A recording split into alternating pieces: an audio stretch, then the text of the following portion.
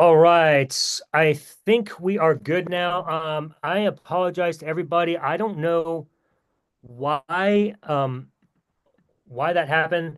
If you have been waiting, All right. I I apologize. think we are. And on top of it, yeah, we had to switch over to a new link for YouTube. I don't know. Sometimes technology, man, it's the way it goes. Yeah. So apologize to everybody who's searching for us. I do hope you can find us. That's very frustrating. I don't know what to do except just say, hey, hopefully you find us. My apologies. And but anyway, either you're gonna see it now or you're gonna see it after the fact. But hopefully you find us because we hope to entertain your questions later on in the show. But welcome to the Unraveler Show, Sam. Thank you, buddy, for joining me and being a part of this. I apologize to you for your time as well. This beginning part was Um, very frustrating. uh, we're Um, good. but anyway, so just by way of introduction, Sam and I have been friends for many years. We both were in full preterism together. He was already in full preterism before I ever showed up, and he was my hero. I mean, bro, like when I tell you I idolized you, my goodness, I still remember the first day that somebody from my church said, "Oh, I know Sam Frost." I was like, "No way!" Couldn't Yeah. believe it was like finding like a god, it was like the coolest thing ever. Mm. Um, so yeah, so I got that, and I remember that like I had a whole house full of people. I was supposed to be doing a Bible study, and I was like, I'm gonna go talk to Sam. I was like a little high school girl. And I'm I just wanted flattered. to I just talk to you for like ever. It was so Yeah. cool.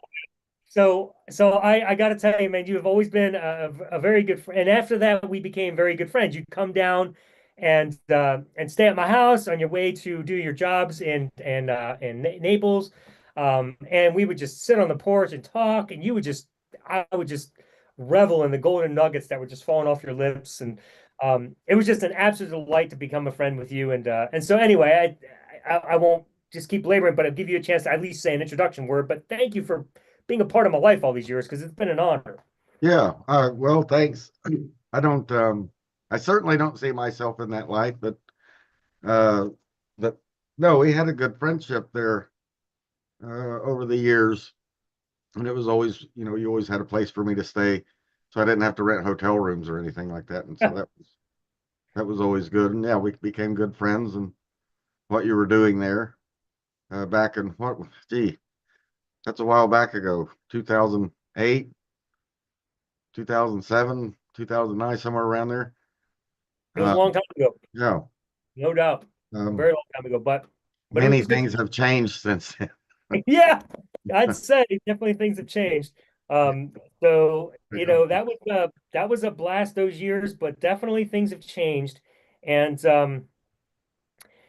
now here we are, and we have gone in entirely different directions.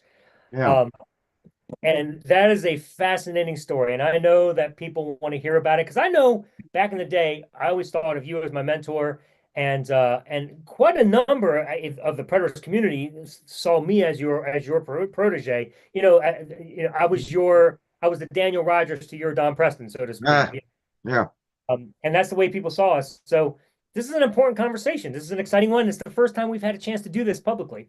Um, so I'm going to, by way of introduction, I'm going to cut off a lot of time on the front end because you and I have already had a private conversation setting up this meeting after you read my book.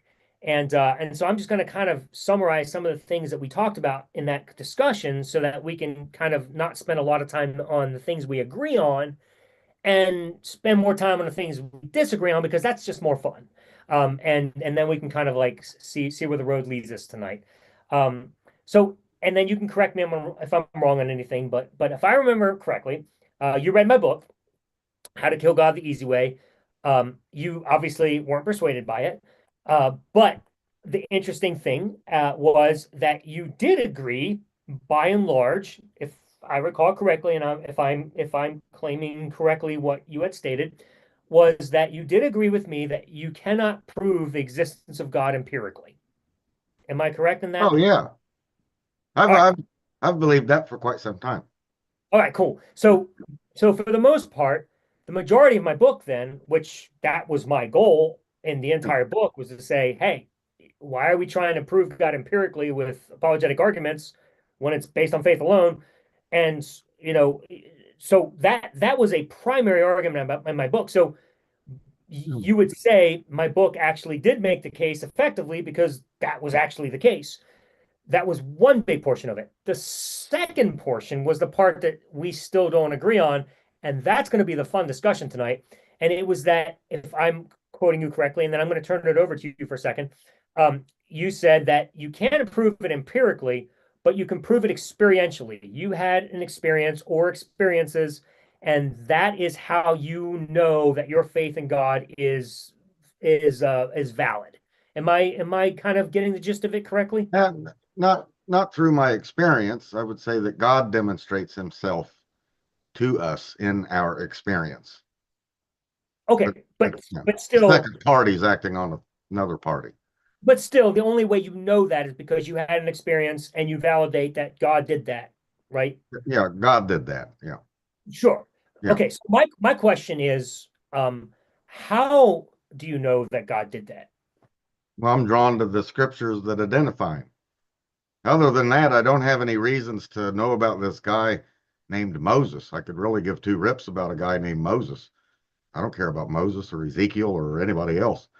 Um, but for some uh, reason, which I find attested to in the scriptures, the Holy Spirit that draws me to his words. So they uses words like that, drawn and all of that. So I'm drawn to it. Um, and in the scriptures itself, it gives the explanation as to what draws. That's God that draws. Other than that, I would not. I mean, I read Homer and Iliad and Odyssey and all that stuff, but I don't spend a whole lot of time on it. The scriptures, on the other hand, um, I read those every day, all the time. Okay, so I guess a question I have is what compels you to believe that the scriptures are telling you that you can trust the experience you're having with God when you would seem that it would require empirical evidence to prove the scriptures are true. No, I don't think there's a lot of things in scriptures you can't demonstrate as empirically true. Like Samson, I can't prove that Samson ever existed. Or, I mean, you could go down the line of many types of things. But nonetheless, I'm persuaded. But again, it's not me persuading myself. It's as the scriptures would say, I'm arguing outside of or I'm arguing inside of what the scripture says. It's the Holy Spirit that convicts you. One of his roles, the Holy Spirit, is to convict of truth. And so I operates within that system. I'm convicted that the truth of scriptures is what God has revealed written. Okay, so you believe that you have became convinced that the scriptures are true and that your faith is valid both because God spoke to you. So you don't really feel the need or your reasoning for believing the scriptures has anything to do with data whatsoever. It's just God spoke to you and you're convicted that it's definitely him. So you had faith in him, and it's because you have faith that the scriptures are true too. And only because It's God not me. I've got every reason to reject God. It's quite uncomfortable believing in God and cramps your lifestyle a little bit. Um, yeah. so, but if God Himself as being, I use Hans Kuhn's term, um, you know, if He is being that reveals Himself as being to your conscience, there's no shaking that. You can't, for me, I can't shake that. I've tried, uh, but there's no shaking it because for me, it's the reality of God as who he is, as witnessed in the scriptures. And I'm not alone here. There's billions of others of us too. So it's not like I'm making an experience up out of my head. It's quite shared historically um, by the billions and billions and billions of people's lives. So it's not just me. If it were just me coming up with some sort of spaghetti monster or something, I wouldn't blame you for having some skepticism. I don't believe in flat Earth, or I think we landed on the moon. Lee Harvey Oswald shot John F. Kennedy. Pretty confident about that.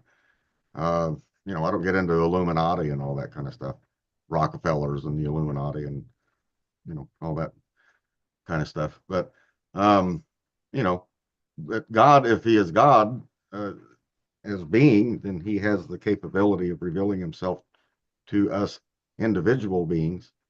And I'm in good company. I mean, there's billions, brilliant minds, physicists, historians, philosophers, great men and women of the past and present that are doing extraordinary things, and they would make the same claim that I've had. So it's one of those kind of things. No, Uh, I mean, and that's fascinating, and I can understand where you're coming from. I guess my question then would be, how do you how do you distinguish between the litmus you hold for yourself as a Christian versus the litmus that you would hold against Scientology or Jehovah's Witnesses or Mormons? Like, what makes the difference there? How can you say your claim from God is different than theirs? How do you know? so Is my question. Scientology, um, again, there's not billions there.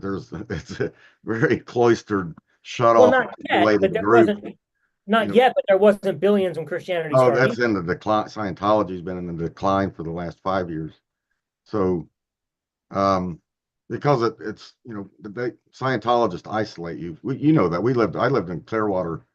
There, we you know when you live that close to something like Scientology, you read the newspaper accounts and the abuse, just absolute abuse that goes on there. And so I'm not encountering any of that where I go. I'm not locked into my church for 8 months and shown videos where I'm sleep deprived and all the rest of it. So I wouldn't count Scientology as any. I think Mormonism is an offshoot of Christianity that can be easily dismissed for what it is, just in the statements of because it's recent history. Uh, it's only operating in and around the 19th century, so that's just recent history. You can verify a lot of that kind of stuff in more recent history. So it's just an offshoot. It wouldn't exist without Christianity. Uh, Christianity is based largely on the Hebrew Bible, so that's Judaism. So that takes us back a little further, and the impact that these have had. There's been millions of religious offshoot cults, all kinds of stuff throughout history, but none of them really get a foothold. They come and they go. But this one has stayed. This one has stuck. It's survived an amazing amount of. I mean, I was just reading Freud, uh, who predicted the end of religion, but that's not happened. It's actually kind of growing. So it's one of those types of things. You can't get rid of it. I It's not, mean, it's not easily dismissed, but it's not a I set mean, of arguments either. So I mean it's that's being. an that's an interesting comment you just made because from my research, statistics are showing that Christianity is actually on the decline. So I'm not The sure what. denominational Christianity is not Christianity in general. It's not. And and how do you know this? Where do you get your statistics from on that? No Gallup. Okay, so Gallup is saying that Yeah, Christianity is growing, just not denominationally. the rise of independent churches, and then you have an explosion going on in China and in Africa too. Also in India, interestingly enough. So Um, how do you you mentioned that one of the reasons that you think your experience is valid and these others aren't is because of the majority of people that there's just too vast of amount of people that are too seeing vast this. of amount of people that dismissed with a wand, you know, But because against for Christianity, because there's so many and so long that therefore these experiences must be valid. So what do you do with things like I'm not Taoism? saying that these experiences must be valid because of the longevity or the mass amount of numbers. I'm just saying that it's not something that you easily dismiss. It's not something that just people, it's Well, all fake. It's all I wouldn't false. say I wouldn't say any of us who left Christianity would easily dismiss it because, bro, we were Its cooked in with it. impact has been tremendous. But Um, what about Taoism and Hinduism? That's been tremendous too. yeah, Why aren't you don't see them having the missionary zeal that Christianity has. I don't Christianity see really. missionary zeal in Christianity, dude. It's been bad. How Hmm. many Christians do you know have zeal? Like they sit around, they just go to parks and picnics and movies. I do not see Christians on Zeal for You're not God. hanging out with my crowd.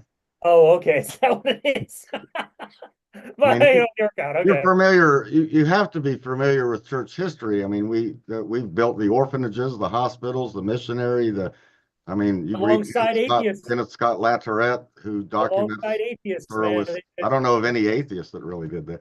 You got Oh, Stalinist atheism. I mean, I don't know how well Stalin worked out for you, well, I mean, then you got Hitler who claimed to be a Christian. So I mean, if oh, we're gonna no, put that out, no. You can read Mein Kampf where he is debunking Christianity.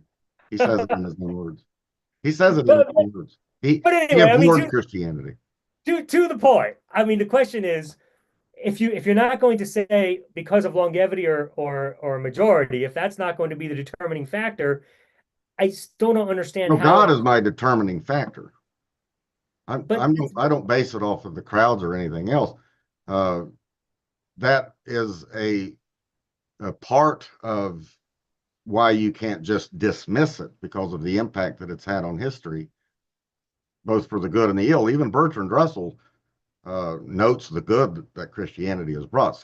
Carl Jung, great physicist, Swiss physicist Carl Jung, uh, writes quite a bit on the impact of Christianity. Tom Holland, who's an atheist, just wrote a wonderful book called Dominion about the Roman culture and the spread of Christianity. And he's an atheist, practically speaking, but he notes that the good of Christianity and what it's done.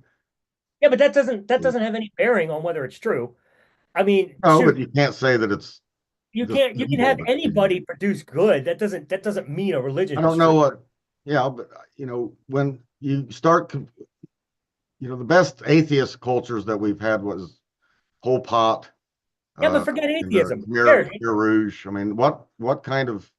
forget atheism, dude. That's not helping. It doesn't matter. Yeah, right. It doesn't It really. doesn't I don't care what view somebody holds. Everybody in this world with any particular view has done good. They've also done evil. Oh, sure. So I mean, like to say because such and such a view did a lot more good than this view, that means it's right. No, it doesn't mean that's right either. So I'm trying to get to the bottom as to why you think it's right. It's not because the majority, it's not because of longevity, it's not because Christianity's done the most good.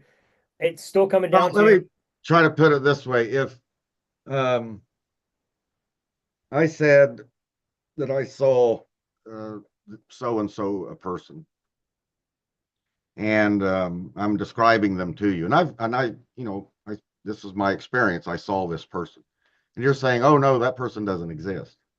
And I said, "Well, I saw him. How am I going to demonstrate to you that I saw this person since you've never seen him?" I can. So I saw him. I definitely saw him, and I'm explaining to you my experience. All that I've got is my experience that this third person or second person acted upon me, another person. I'm not making it up in my head. At least I'm not. Now you might think that I am, but I know that I'm not. I saw this person. We talked. We had a conversation. So how would I convey that to you that I actually had this conversation? Let's say this person goes away and he never comes back again. He goes back to China or wherever he's from.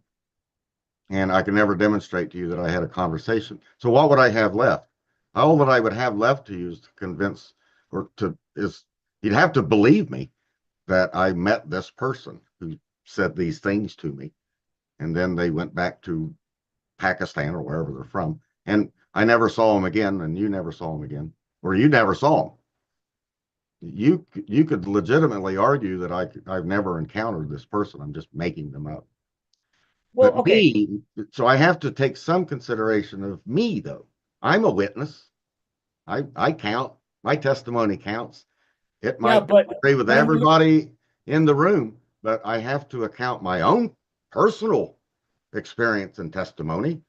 Does that not count, or do I have to base all of my experiences on what everybody else thinks? well, sort of what everybody else thinks, because I mean the I reality is do. So I have based, no experience of my own. based on the experience you just shared with me, I would have no reason not to believe you because you're talking about an actual human being. And I'd be like, okay, so you had a human being I haven't met. I would literally have no reason to deny that because I know human beings exist. But you'd And still that's have to believe me. because I believe human beings exist. So I would Right. have no problem. Like my reason to deny that you're telling, like, and the only reason I would believe it is I know if I had some random person come up to me I've never met in my entire life, and I found out that they were a habitual liar and everybody knew it, and they come up and told me some story, I might not believe them. But you're talking about you, Sam. I know you. I trust you. I have no reason to deny that you saw this human being that existed. So if you tell me that because I know human beings exist, I'd be like, okay, there's no downside to me not believing you. But if you're going to come to me and say, hey, I believe in this thing that exists, that there is no other being ever that has ever been demonstrating to exist like this, but I know he exists, and because I had an experience with him, you just need to trust me. I'd be like, Me and a few billion others. no, no, because not if, but again, you're still Everybody arguing would start falling then. you're still arguing the fact that a few billion others had an experience with the one possible exception to this entire thought. Like, if a few billion others told me they saw a human being, I'd be like, okay, I can believe all of you. I see no reason not to. But you're all saying you saw this invisible guy. Like, But in a court of law, this happens a lot where someone says no, it does not. That they does saw the not witness happen. over here, and the other person says, no, that witness was not there. Now, we all believe in human beings can be in occupied space, but that witness was not there. I did not see him there. And then the prosecutor says, well, we've got a witness over here that says the witness was there. Take your choice. And if you're having conflicting, then that witness becomes irrelevant. Well, you have to make a choice. But yeah, but the judge is not going to say, hmm. It's okay. So let me give you You another. have to All right, make a choice. you're sitting in the court of law, and It happens all the time. and the prosecutor comes up and they say, Your Honor, I believe so the defendant is on trial for murder, and the judge and the prosecutor comes up and they say to the judge, Judge, Your Honor, we believe that this defendant over here is the person who killed Joe Schmo that we're talking about here. And we are 100% sure that a human being committed this act. We know 1,000% that a human being committed an act. Therefore, Your Honor, it's this guy. And the judge says, well, what proof do you have that it's this guy? Well, Your Honor, you just have to have it you just have to take it on faith. Would you like to be tried like that? The judge just determining that based on faith, we're gonna agree with Again, I'm not alone. There's billions of us. so because billions of There's a people lot tell of the judge, witnesses. okay, so because billions of people tell the judge to take it on faith, that's what the judge should do. I got one person saying that person didn't do it, and I've got a million people over here. Oh, well, we saw him do it. I'm going to go with the million over there. My choice would be rationally understood, even though logically the one person may be correct and the millions are wrong. Okay, now we're getting Logically. somewhere. However, Now we're getting but somewhere. logic does not force me to make what choice that I'm going to make. But bro, you just admitted that it's possible. Of course, in logic does not tell me what choice to make.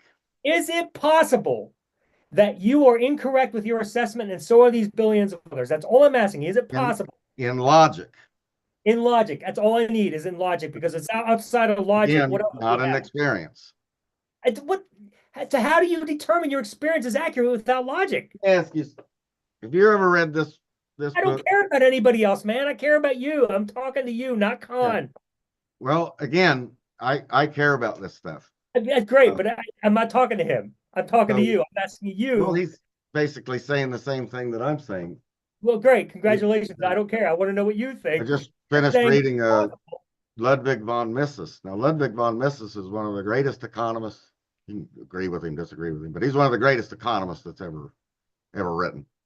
And he has a wonderful book called The Epistemology of Economics. It's one of the best books on epistemology I've ever read. And he straight out of the gate. Sounds a lot like Gordon Clark, and just goes on. And then he talks about inner experiences and inner core, chief core values, transcendence, and those types of things like that, of which logic is not going to penetrate into those types of things. So, and it's an assumption, not a proof, that such things do not exist. It's just written off on the basis that what we can't see, hear, smell, touch, or taste does not exist, which itself is a statement that is not verified. It's an assumption. It's a presupposition. And so it is allowable in the literature that I read, psychiatry, psychology, theology, religious studies, philosophy, where it is rational for someone to have faith and believe in God. That is not an irrational, because there's too many factors and considerations to go into just dismissing it as a flying spaghetti monster or something like that. That's not what we're dealing with. We're dealing with what Paul Tillich referred to as ground of being. It's being. Heidegger struggles and wrestles over what being is. What is being? And what does it mean to be or to exist? You have to, all of these types of questions. And just to answer that solely on a materialistic grounds, which is an assumption in and of itself, that you can't prove it, it's just an assumption, and rule out all other factors, to me is inconsiderate of what we have inherited up to this point in 2025 of the wealth of literature, spiritual literature, and all of the stuff that we have as human beings that it's attempting to bring us together anyway into this idea of humanity. But outside of those types of realms, you can't argue for a humanity. I can argue for better human beings than other human beings. I could legitimately argue for the extermination of lesser human beings. I would see good reason for that. Mongoloids, for example. Why do we keep these people around? What's the point? They're never going to have any kind of quality of life in any way, shape, or form at all. So it's best to relieve themselves. Now, I'm not alone there, because we had a whole euthanasia movement going back in the 1910s, 1920s, 1930s. That was actually going on here in America, Harvard, and Hitler happened to pick up on the literature that was being produced here. And he was agreeing with that, thinking, what we need is a good euthanasia program. I mean, you're why not? Trying to broach on morality, and that's fine. I'm just not ready to go there yet. If we have time tonight, we will. But I just so much you just said that I need to deal with. Number one, talking about mongoloids and what's the purpose of them or whatever. I can make the same argument for God. Apparently, he sees no need for children with leukemia, or else he would do something about it. He's fine to just let them die. He's going to do something about it. Oh, is he? Is he before they die and suffer to death? New heavens and new earth. No, yeah, okay. All things will be rectified. They still have to suffer and die before the new heavens and new earth, which, by the way, he's done everything necessary for him to be able to do something about that, since Jesus already died on the cross for sins, and God's had all the power in the world, but he's just choosing to let this happen. But it's fine, because you brought morality up. I didn't want to go there, but I'm just saying you can argue this both ways, is my point. Like, that's not going to be a good argument. I want to go back to the question so you're saying that God is a great possibility and we shouldn't just dismiss it outright. And I'm like, okay, I'm right there with you. You're misunderstanding the argument. In terms of argument, just argument, you have to remove everything else from it. You're just looking solely at argument. In terms of possibility, yes, the existence of God is a possibility. In terms of argument, we're not talking what is reality. I can argue for all sorts of things, logically so, that are not true. Logic allows us to do that. You can be logically correct and factually false. That's in all the textbooks. When I first started studying logic, that was a big revelation to me. I thought if you were logically true, then it must correspond with reality. That's not the case. You can be true mathematically in physics and it not correspond with reality. Physicists will tell you this. Just as long as our equations are true, that's all that physicists care about. Whether that equation corresponds to reality, that's a whole other different question that many physicists don't care to answer. That's not their field. So in terms of argumentation and logic, the idea or existence of God is not irrational. It's a possibility. You can't disprove it. You can't prove through argumentation the impossibility of the existence of God. That can't be done. No one has done it. You're right. It can't be done. No one has ever done it. Well, so no, if that's the case, but bro, it can't be done. It leaves open that possibility. Once the possibility is left open, of a being that does exist that may reveal himself to some and not to others, that's all I need. So Argumentatively wise. what is the difference then between your God and this flying spaghetti monster, bro? Like it's the same exact argument. If you want to believe in a flying spaghetti monster and start a blog and write a book about the existence of a flying spaghetti monster, you may be my guest. I don't I don't know want how to. far you're going to get with that, but you may be my guest. Well, I mean, just because billions of people have been brainwashed to believe in God doesn't make God any more true. I mean, I'm just saying you made the argument that God's a Let me possibility. ask you your clinical, because I operate in the field cognitive behavior therapy. So let me ask you your definition. Give me the diagnostic statistic manual definition of brainwashing. Anytime that you have been convinced in your mind by repetition in whatever factor that means, whether it's forced or not forced, but you just chosen to submit yourself to that, that's also a possibility. But whenever you have repetition where you're told something over and over again that is true, even though it's not true, you've been brainwashed. I can give you an example simply from smoking. I know from myself personally that the reason I thought smoking was so wonderful is because culture brainwashed me into thinking that it was absolutely wonderful. Once that brainwashing got removed, I no longer wanted to smoke. The desire was gone entirely. All of that desire that made me think I needed it was gone. So brainwashing is very powerful. And so basically whatever's promoted the best is what we believe. That tends to be the case. That's why marketing works. So with Christianity, it's become the prevalent worldview in at least in America, and as you said, maybe China spreading or whatever, but that's because it's been marketed the best and it's promoted the most. Not And you marketed in China. okay, well, but whatever, they go to church in China and Communists, they hear the same thing they over and don't over market again. it. But I mean, I'd still like to know what version of Christianity is being spread there. I mean, you talk about it like you know, but I'm just saying we're Presbyterians standing at a there, car from Baptist, here. there's very strong Catholic community there. Okay, but that's Presbyterian, all the same thing. Pentecostal. I mean, I'm not talking about the centerfold of Jesus. I'm talking about just theism in general. So you can talk about Catholicism, you can talk about Hinduism, you can talk about Christianity. They're all the same thing right now for the purpose of theism.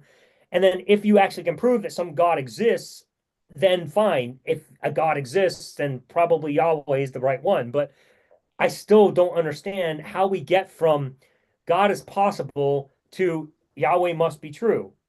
That's where I'm trying. Oh, because I had an experience and God spoke to me.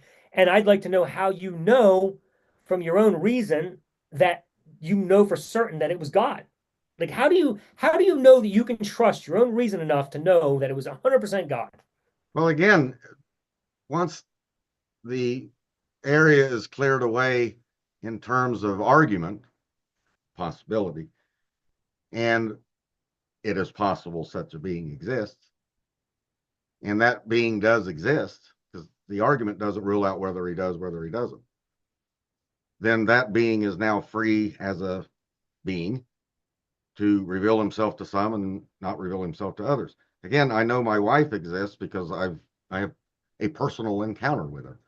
I know your wife exists because you tell Personally me do. she exists. That's all I So need I'm to not know. going to dismiss any of that. And if God is personal, and is as it states in the scriptures, he can call out a person's name like Abraham or whoever else. Um, he's able to do those types of things. And to me, he's done those kinds of things. I've spent, as you can see with the books behind me, most of them are secular works or philosophical and all of that. Um, uh, they're not in favor. A lot of them are not in favor of God. I mean, that whole section over there is all secular stuff. So, I've went through and reasoned through all of this, but I can't. None of it convinces me that the God of the Scriptures does not exist when everything I see confirms that He does. So, if I go to physics, let's see, where did we come from? Well, now the physicists are saying, well, we don't know. And it's okay for us to say that we don't know, but somehow it's not okay for the Christians to say that we don't know. But for the physicists, it's all right. One of the most critical, crucial questions: where did we come from? How did we get here? And they can't answer that. With the James Webb tell us what's going on there. It's quite fascinating what's going on there.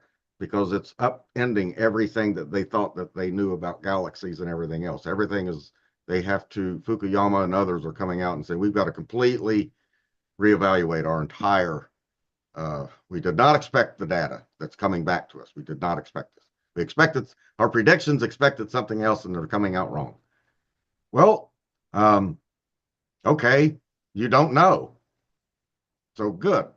But yet we still practically use operational fiction, as Percy Bridgman referred to physics as useful fiction.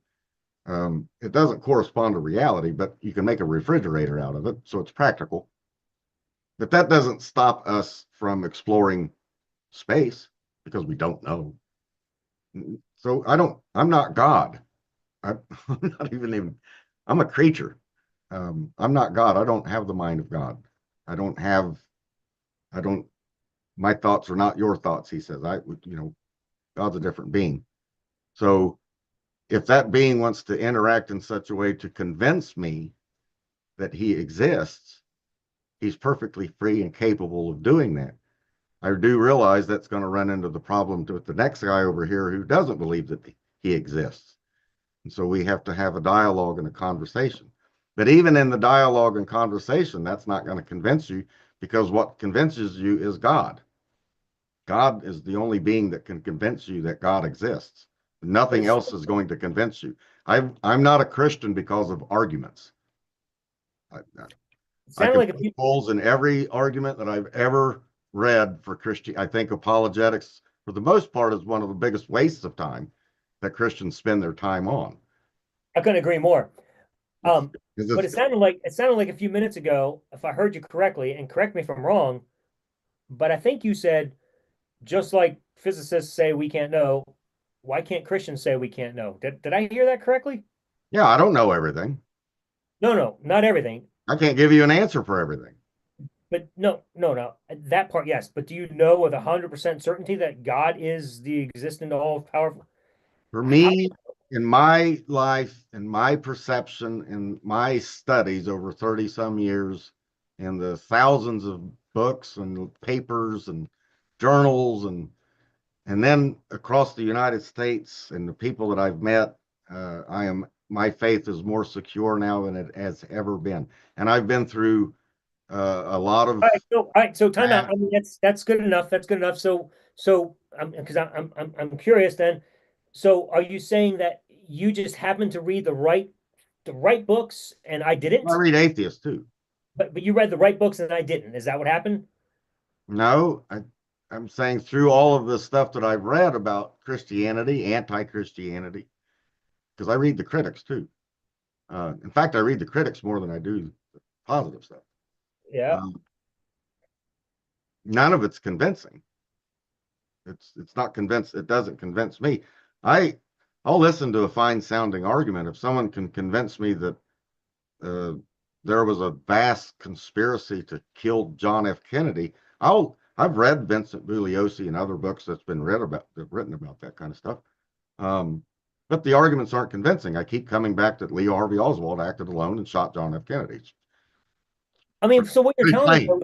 is that what you're telling me is that what you've read, the arguments aren't convincing that No, some supernatural being exists. Fine, but I guess so. So I've had debates with like online with Don Preston and others that intelligent design proves that Yahweh exists, and I'm frustrated by it because I'm like, no, it doesn't. It proves nothing about Yahweh. Even if I grant you the argument of intelligent design, all it proves is that something exists.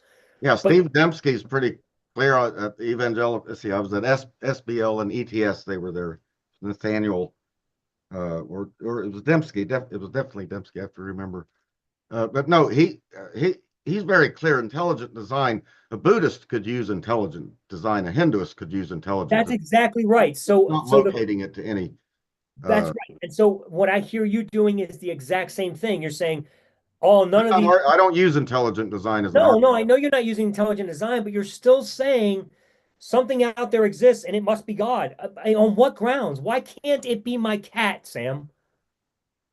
Well, your cat didn't create anything. How do you know? Maybe it did and then determined that it's going to become a cat after he created everything.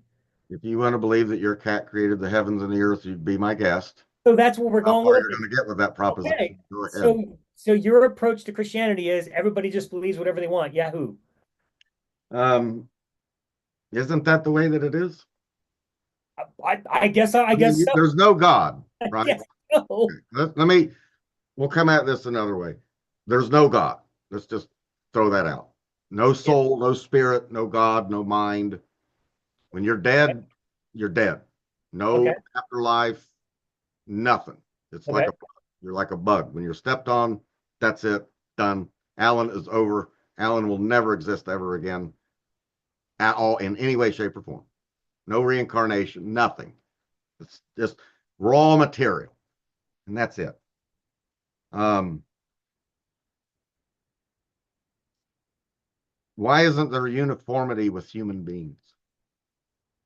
You would expect everyone to believe everything the same. There wouldn't be really any differences, would there be? I mean, the facts are facts. What wouldn't? Why do we have all this disagreement? Wars. I mean, we've Why got so many wars and people fighting going on all over the place about politics and economics and land space and color of their skin and the way that they look and who's better than not, who's got more and who doesn't got more and on and economics, and we just argue and argue and argue and argue and argue. Isn't there some way to pull us together to get us all on the same sort of kind of page? yes, You have you have an argument for that? yes, I would assume God could do that, and yet he has failed Well, miserably. let's no, there is no God. I'm wanting to know what human beings. No, but that's my point is So how, without a God, so since there's no God, how do you plan on alleviating suffering? What are you doing about it? you can't. That's the point. Okay. The universe has no plan. It is not a being that controls things, whereas Universe has God no is. plan. Okay. And so my thing is like what you're arguing for makes no Why are sense. you so, if the universe has no plan, why are you so upset with people that believe in God? Who because cares? because believing in God brings detriment to the world, is my point. I think like theism, especially Christianity, it invokes rapism, it invokes slavery, it invokes bigotry, it invokes narcissism. It I'm proves sure that you would God, have enjoyed living in 1935 Stalinist Russia. dude, I don't care about all that. The point is, But I'm you just arguing used it. You biblical. just used it against Christianity. But I'm what I arguing noticed in my biblically. atheists, whenever I use Mao Zedong or Pol Pot or Idi Amin or Joseph Stalin, I get pushback. Well, we're not talking about. But the instant you bring up the Crusades, it's like, oh, the Crusades were the most bloodiest, bloodlusting, I'm blood. not, dude, I'm not talking about the Crusades. I'm talking about the Bible. That's the one source we're agreeing to discuss here. I didn't even talk about the Crusades. This is in the Bible. Yeah, there's a lot of death in the Bible. Where Yes, does there death come? is. And where It's did death and death also is going to be rectified. It's going to be swallowed up. when? Okay, because God's sitting on his throne, twiddling his thumbs for the last 2,000 years. For So what reason? Just again, hoping one person will come to Jesus? here's that answer that faith has given Christianity and all of its literature, and I would say in other religions too, but Christianity was the most forceful thing. But Islam, which I think borrowed from Christianity heavily, um, admittedly so. But nonetheless, you have this idea of a teleology or an end. So you have this idea of progress, which is thoroughly Christian. Tom Holland notes this, by the way. He's an atheist. Uh, now, you could go also, you could read um, other Stephen Jay Gould, who's a wonderful writer, a great atheist, but he's a wonderful writer. He's funny and all that kind of stuff. But he says the idea of progress, or evolution doesn't have an idea of progress. There is no plan. Like you just said, there is no plan. So there's no teleology, there's no goal, there's no progress. We're not heading and we're not getting better. Hogwash. That's all hogwash because that's all idealized kind of stuff. Um, none of it's demonstrable. But Christianity gives that hope of a final um, end where all things will be rectified, all things will be restored, all things will be healed, all of that kind of thing. And so that means that death and suffering and evil and all of that is just temporary, but it's serving a purpose towards the end, which will be understood when the end happens, new heavens and new earth. So that gives humanity a hope. Atheism, on the other hand, Good luck. Okay, so Hope it goes well with you. the question is, why must there be a hope and a reason for all this? You're making an assumption Well, that there has to be. And then because you're making an assumption there has to be, therefore you're your forcing a assumptions, resolution. You're and forcing a in the resolution. scriptures, and it concords with my God revealing himself to me, which concords with the scriptures, which concords with all of the So, other. Even in so atheistic literature, they're still pining and wanting to argue because they realize once you remove a hope, once you pull that teleology out of Nietzsche realized this. Once you pull that out, uh, you've got to come up with something else that's going to motivate people to do things in an extraordinary means. So that's easy. So my problem is so I'm going to argue the exact reverse of what you're doing because you need some reason and you've got to fill the gap and have some hope that therefore you're looking for the solution. You're saying, God and Jesus, and so resolution of the world. You're bringing in a whole worldview because you need some sort of resolution to a problem that isn't actually a problem. And so when you say Well, there has to that gets back to my point then, Alan. Why are you up? If it's not a problem and there's no plan and there's no hope, who cares if belief in God is detrimental to human? Who you can't even use that phrase detrimental to human. There is no humanity. Yeah, there is. I No, care. it's not. And Based on what? because we've evolved and we as a human race decided that we are valuable. And We I find did? How's that working out in the world? I'm not saying we're doing When did we all collectively decide this in unison? I mean, I think we as human race naturally do it, even those who commit murder. Like they say, I'm valuable and I'm more valuable than this person, and so they commit murder. I think that's wrong, but that's what they think. And it's because they have value. They What's think wrong they're with their more thinking? valuable. Was What's that? wrong with the murderers thinking? In my opinion, it's because they're taking a life when they shouldn't be. So everybody's going to have their own idea of what's going Yeah. to benefit humanity. I'm not arguing that, but I'm saying we all choose what the best standard is. Look, you're choosing God as your best standard. You're saying God is the standard by which we need to determine all things. That's not coming down to you from God. That's you saying, I'm going to choose God. God's my standard. So you're still making a choice. Yeah, You're I'm making still it. Well, the scriptures determining. say that too. As for me and my house, we will choose the Lord. Yeah, that's fine, but you're still choosing your standard. You're still saying the Bible's your standard. Sure. So you're making the choice. So what you're arguing makes no sense because I'm making a choice too. And so is the murderer. We're all choosing our own standards. You're just choosing one that you think is the best. But that Well, doesn't mean God's real. It just means you're choosing a standard. That doesn't make God real. I still want to know what I know my, and that's Clark's argument, but I'm not saying that what my choice is makes it real. That would be that's not what how. makes it right then. What makes yours better than mine? Well, in the end, we'll find out. But for me right now, it's not, as you say, because in the end, there is no finding out.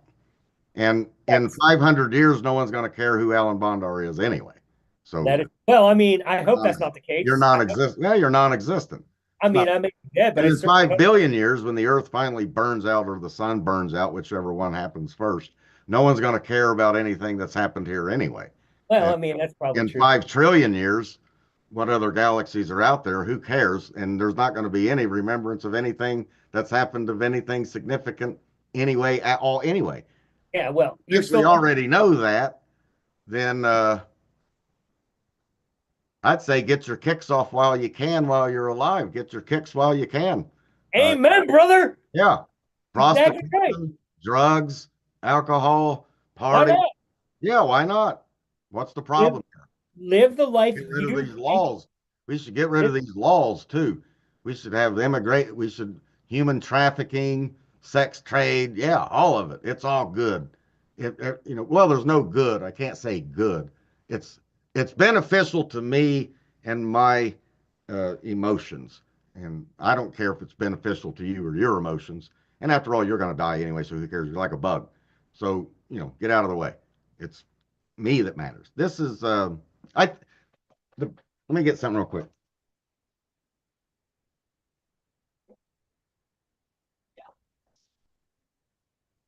This is um, this is the best book ever written by an atheist who was forthright, totally honest,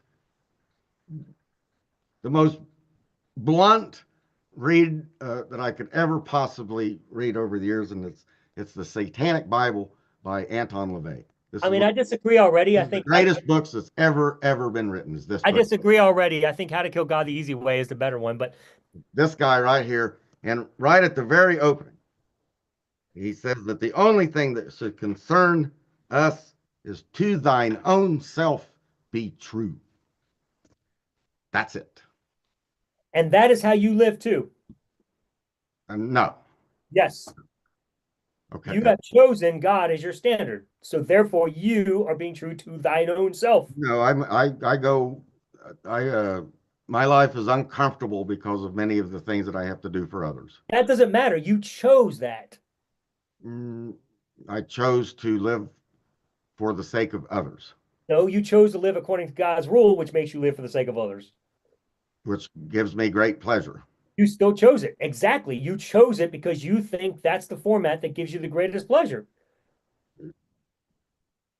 In my flesh, I could easily choose to leave all of what I'm doing in terms of ministry and then also in professional work and save up my money and go live on an island with just me and my wife. And life would be very, very simple. And you could choose that. And yet you're choosing this. I It's still your choice. don't want to.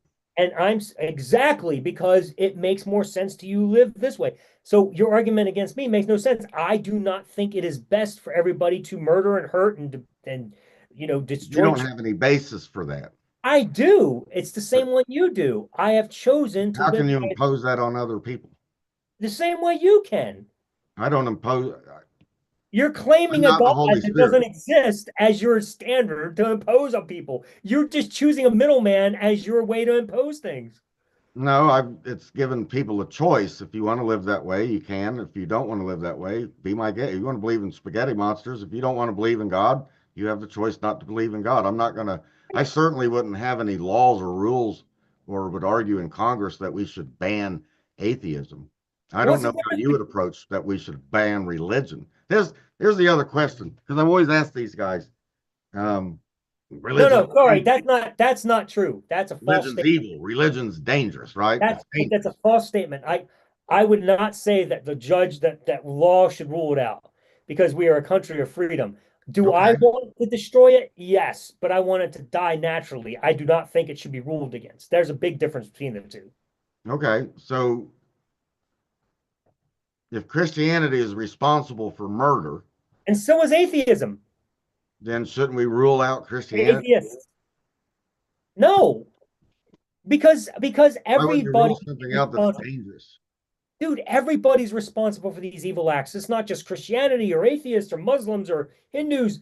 But you just said evil acts. Everybody's responsible for evil acts. You think it's just Christianity? Why is it? But see here again, why is it evil? What's evil? That's what I'd like to ask you. What makes it evil? Well, for me, the scriptures, the revelation of God is what. Because you chose that as your decision maker. And I'm saying, I like the society we live in. We have laws, and I'm game to accept what those laws are. And our laws say when you murder somebody, that's evil. And I'm good with that.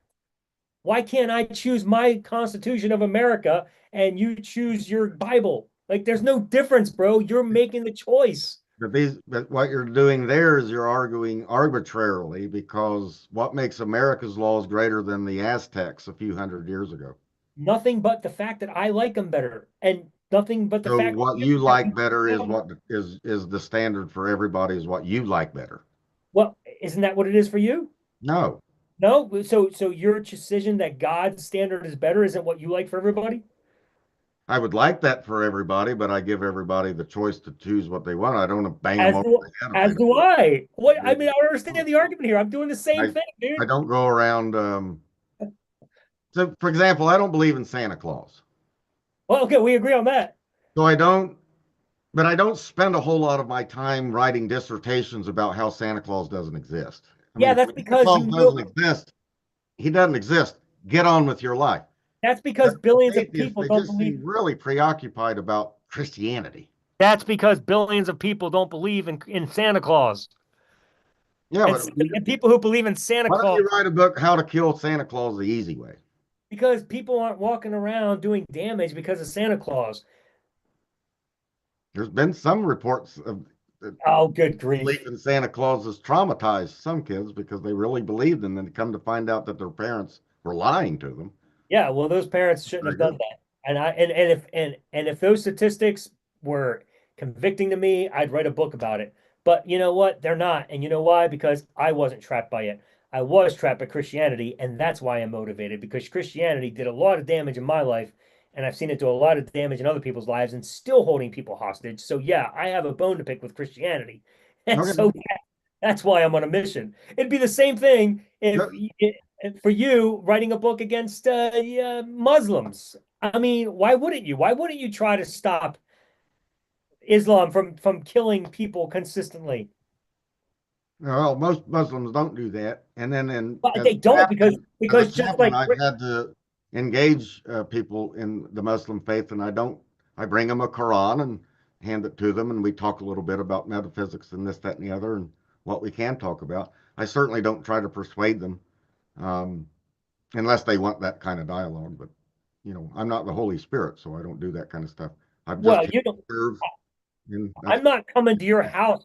I'm not coming to your house, knocking on your door, forcing you to talk to me. yeah. I wrote a book.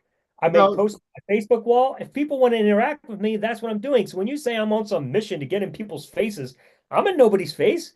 People are coming to my wall. This is my world. I can post whatever the hell I want. oh And so sure, come interact with me, fine. we disagree with it. That's fine. Disagree with it. But don't come at me saying I'm getting in people's faces. I'm not. This is my world. Say whatever Well, the hell I want. and it's So not a new world. Muslim, It's it's the same. atheism. It certainly isn't anything new. It's been around for quite some time. Well, sure, but I'm not It's concerned about always atheism. been in I, the. I actually could care less if somebody comes an atheist. I actually have problems with Christianity in general. But like you said, yes, not all Muslims are killing people because most Muslims don't know what their Bible teaches, just like most Christians don't know what their Bible teaches, and so they don't follow it completely. Yeah. So I'm more concerned with the Christians that actually do care about the Bible and are reading it and studying it. And I'm like, All right? Well, that's just me and you then. What is it that I'm in my life that I'm doing that's detrimental to the lives of other people that I work with? How am I destroying their lives? well, for one, We'll just forget that. How is my life destroyed? I'm living a miserable life right now. well, Can you for explain one, to me how I'm miserable? I'm supposed to be miserable right now. yes. Although I'm not. Oh my God, My wife just made a beautiful salmon. let me answer. I'm like, Jesus. All right, so I'm going to parallel this with smoking again. When I was a smoker, okay, I used to think I loved smoking. It was the greatest thing since sliced bread. Gamblers think gambling is the greatest thing ever, and they go out and they lose Dopamine. all their money. Um, Alcoholics that are drunks all the time, they lose all this money and they're destroying their lives. Look, when you are in the addiction, you think it is the greatest thing ever, and nothing is going to change your mind about that. And so you live it like it's wonderful. But if somebody else were to come into your life, Sam Frost, would look at a situation like that, a drug addict, a heroin addict, whatever it may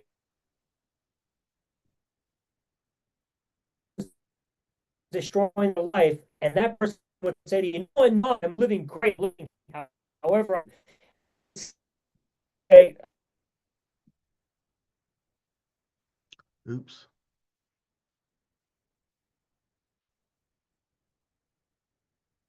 you. So I that in exact same way. You were washed that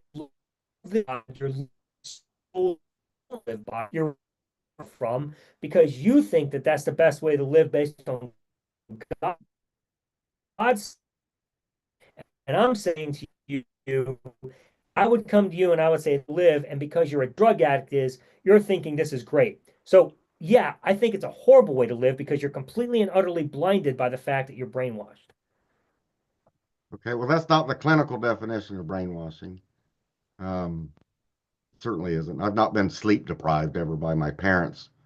Forget And the sleep deprivation. I told you there's different forms of brainwashing. I can't use any standard definitions for anything. Geez. No, look up the dictionary definitions, dude. Like there's different forms of it. You don't have to be sleep deprived or had your eyes kept open to be brainwashed.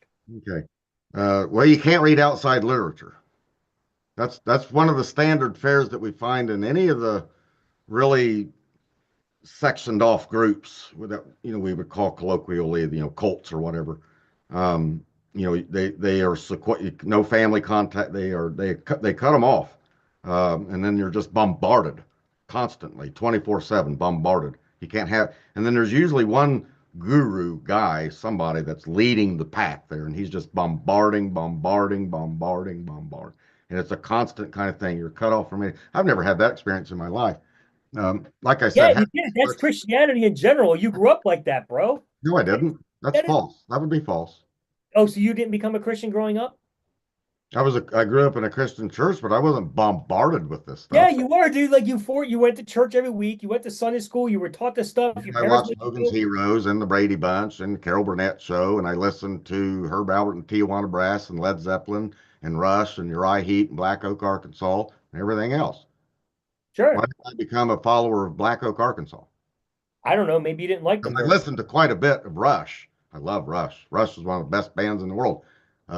But I don't go around following Rush, even though I've listened to tens of thousands of hours of Rush and have seen Rush 5 times in concert. And in my drum playing, Neil Peart is a very big influence on my drumming. I wouldn't say that I'm brainwashed into loving Rush, would I? You don't need to be because Rush actually exists. That Christians don't exist? Christians do. God doesn't. And I think that God exists, which you've not proven that You he think doesn't. that God exists. That's correct. And there's a reason they think And God you exists. prove that, and you can't prove that he doesn't. So Correct. okay, so then I'm free to believe in God. Well, you are. You're free. The possibility of his existence means that he can reveal himself to me. All of Okay, that we're back. rationally, logically follows. We are back to square one. The possibility that it exists. So you don't know. Yes, I do know. Well, you just said possibility. In You know the difference between the existential and the argument, the actual argument, and then you have the actual existential. There's a difference between those two things. The Okay. argument only does what an argument does. That's all that it can do. But in the experience, which counts, our experiences count. Uh, your experience that you want to dictate to all is that you once believed in a fairy tale and now you don't. And now you want that experience to count for everybody else's experience.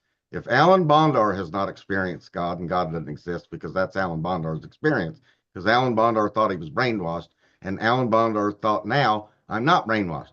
I was brainwashed, but now I'm not. And I have to tell this to everybody else because my experience must be the experience of everybody else.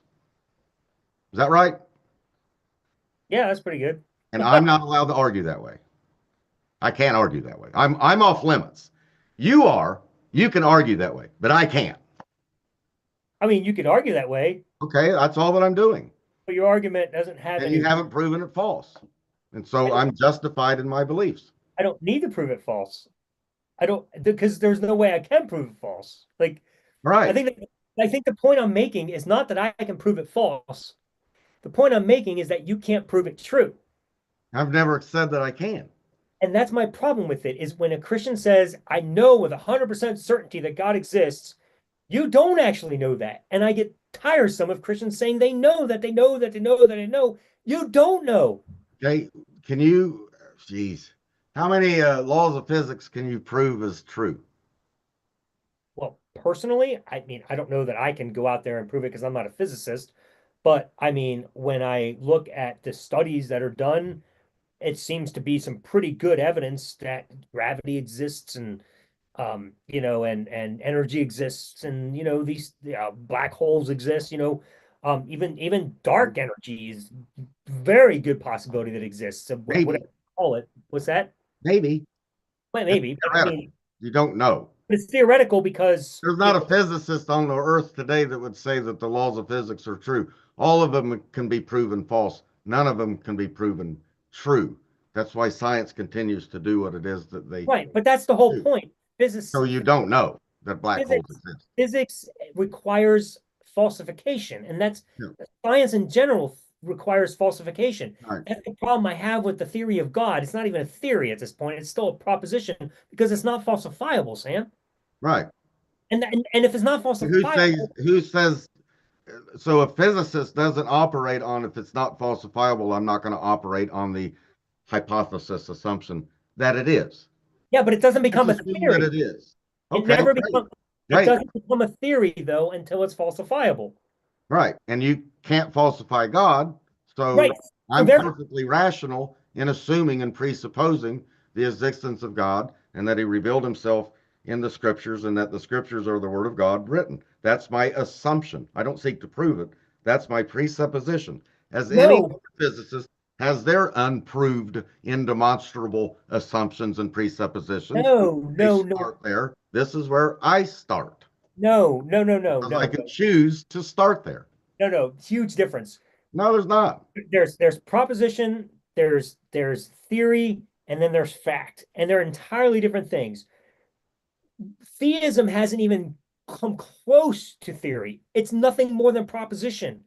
In physics, you move from proposition to theory, and it only becomes theory when you can demonstrate that it's falsifiable. Oh, I would have grant that the physicist, PhD, Harvard physicists, all the peer reviewed, and they're all physicists, they're all PhD that believe in intelligent design. That's exactly what they're expressing is the theoretical aspects of the existence of the being of God, however that No, is. no, That's the whole thing is, and so they're entering in, and now in the papers, they're actually starting to establish predictability. If there is such intelligent design, then based upon this, when we study genomes and DNA and when we study all of the mitochondria and all that much stuff, we should be able to make these kind of predictions.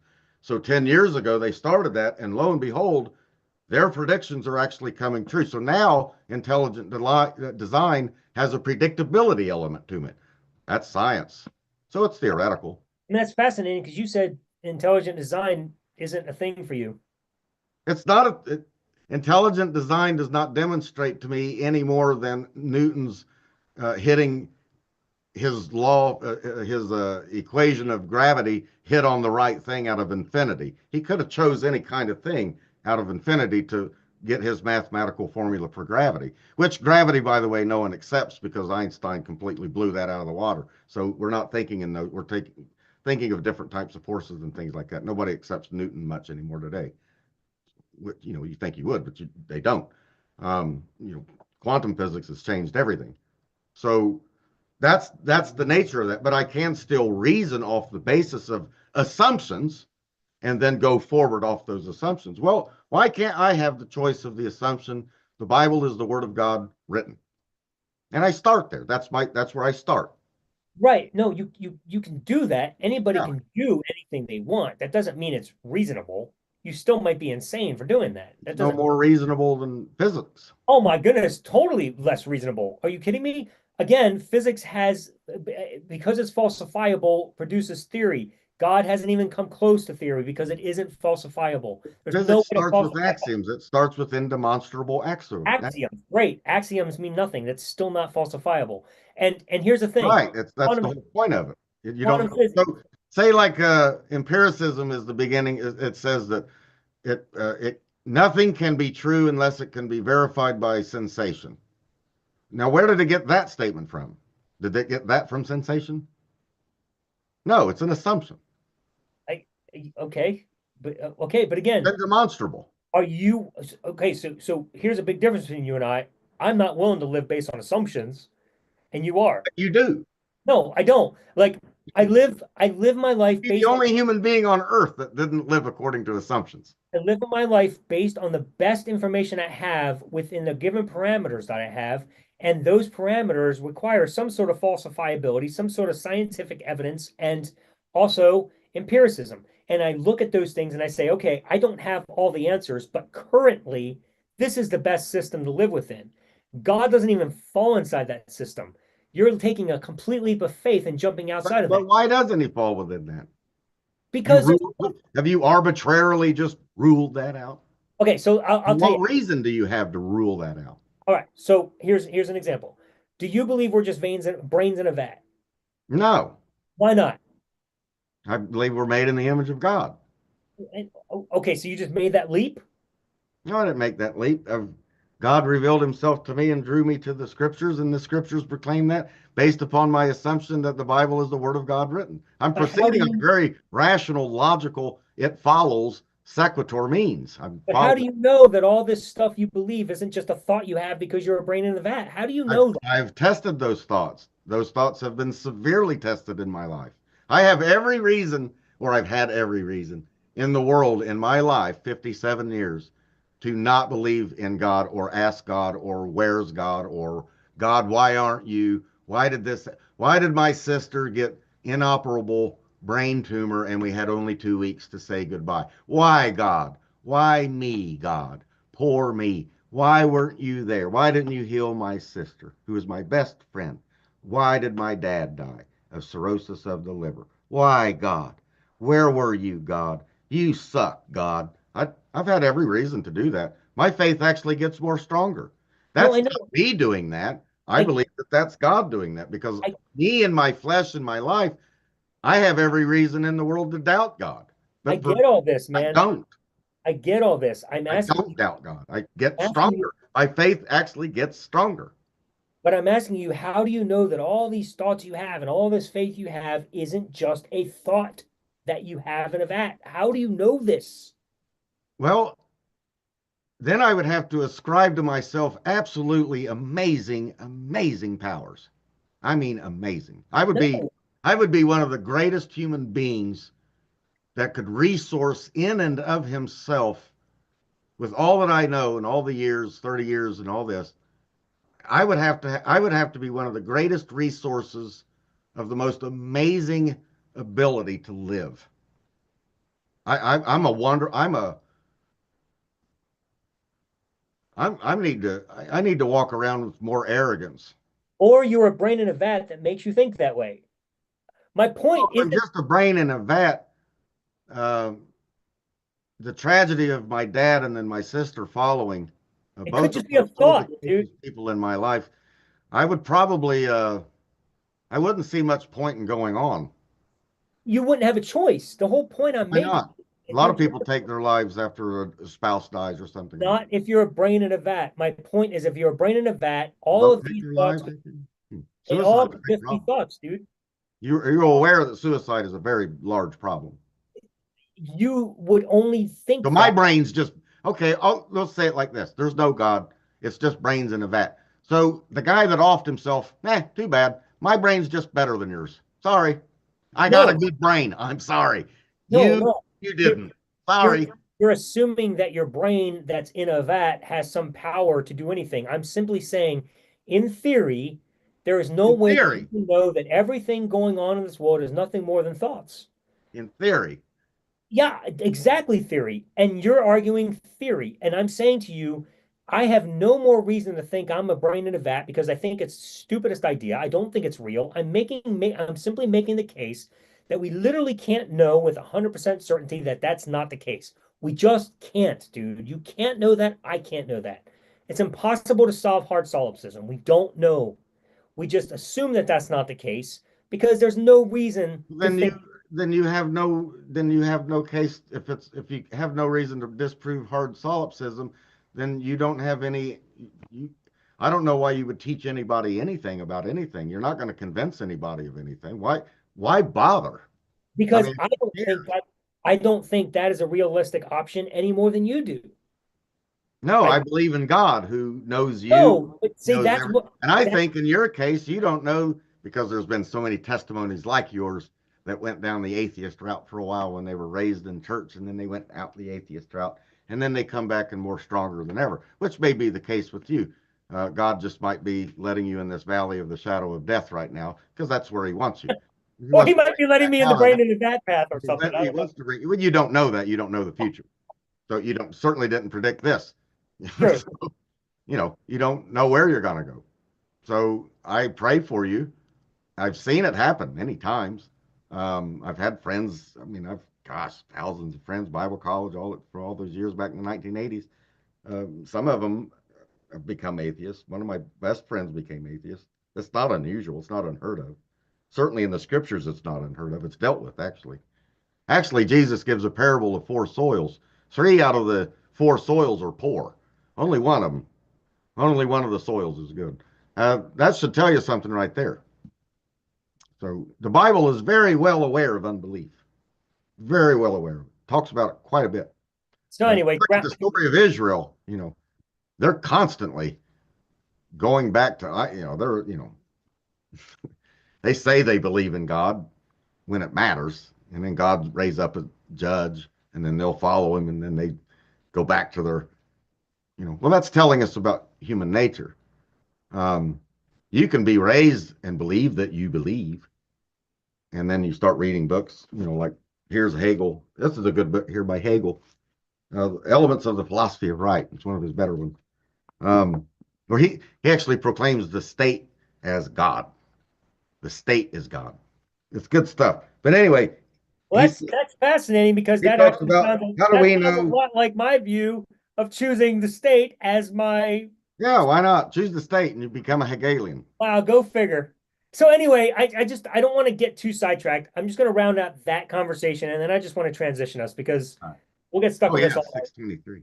We'll get stuck on this all night. But I just wanted to say, I'm simply making the case that I Read see. this book, The Satanic Bible. It's a good book. Right. I see the same reason to believe that we're brains in a vat as we have to believe in God. That's the only point I was making. I don't think there's any solid reason to believe this way. I don't think there's any solid reason to believe that way. I don't see any reason to say, well, but it's possible, so let's go this way. I just don't think that's solid. I think it's better to just stay in the unknown and say, I don't know this way or that way, so I'm not going to base my entire life on this or that. I'm only going to base it on what I actually do know, and what I do know is information within a certain level of understanding that I have only based on science and the life that I have. And yes, I'll even say experience. I have no problem with saying experience, but it has to be You don't know that God doesn't exist. and it has to be experience in real life. Like I also had experience as a child with Santa Claus because he came to my house and brought presents. But that didn't mean Santa Claus existed, dude. It just meant But something you dressed don't up. know that God does not exist. I don't know that God does not exist. No. Okay. All right, great. Fantastic. I'm Literally. fine with that. I'm fine with it. All I right. do know that God exists, though. You don't know that God exists. There you So go. So I'm going to continue to not base my entire life on the book of the Bible because I don't see any reason to believe God exists, even though I don't know that he doesn't. You're going to live your life based on a rule book from 2,000 years ago because you don't know God exists for certain, but you're just going to choose to yeah, live. no, I know he exists for certain. Okay. Okay. So you just believe he does. So it's faith alone, basically. You don't really know. You just, okay. So Yeah, I do whatever. really know. No, you don't. Well, No, no, that's you don't. your You just opinion. That's all your, think that's you just do. your opinion. You think you do because you You believe. think that I don't. I think that I do. That's just your opinion, and we're free to have that. Fair enough. All right. So let's leave Can't the prove that subject. my thinking is false. Fair enough. All right, so let's leave the subject because we're obviously not going to make it any further. But I do know that our viewers, whoever might be still watching, if anybody hasn't been falling asleep already or bored to death, um, so I want to transition this and let's end the night before we take questions, if there are any. I don't see a whole lot of viewers here tonight, unfortunately. So we might have lost them because I couldn't get them on the right show. So if you are still watching, I apologize for that we couldn't get the original link working. I don't know what happened there, but here we are. So if you have any interest in asking questions somewhere in the next 10 to 15 minutes, we're going to start engaging those. But Sam, because this is something that you and I have in common, rather than spending the rest of the night disagreeing, let's talk a little bit about full preterism because that's a place that you and I both existed. Um, you left it and went back to futurism.